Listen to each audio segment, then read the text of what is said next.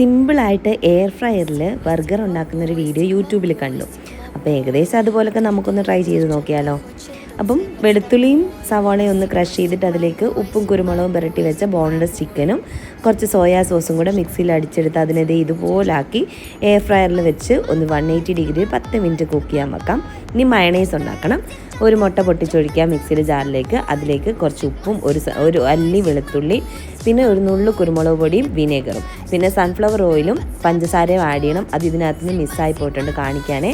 അത് അടിച്ചെടുത്ത് കഴിഞ്ഞാൽ നല്ല അടിപൊളി മയണൈസ് കിട്ടും. കൂട്ടത്തിൽ കുറച്ച് ടൊമാറ്റോ കെച്ചപ്പ് കൂടെ വേണമെങ്കിൽ ആഡ് ചെയ്തോളൂ.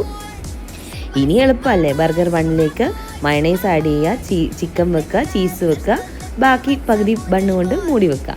ഇനിയും എയർ ഫ്രയർ വെച്ചിട്ട് 200 ഡിഗ്രിയിൽ 1 മിനിറ്റും കൂടെ ഒന്ന് ചൂടാക്കിയെടുത്ത സംഭവം സെറ്റ്. അടിപൊളി ടേസ്റ്റ് ആയിരുന്നു. നിങ്ങൾ ഒരു വട്ടം ട്രൈ ചെയ്തോ. എൻ്റെ വീഡിയോ ഇഷ്ടപ്പെട്ടാൽ സബ്സ്ക്രൈബ് ചെയ്ത് കൂടെ കൂട്ടാൻ മറക്കല്ലേ. വീഡിയോ ഇഷ്ടപ്പെട്ടാൽ ലൈക്ക് ചെയ്യണേ.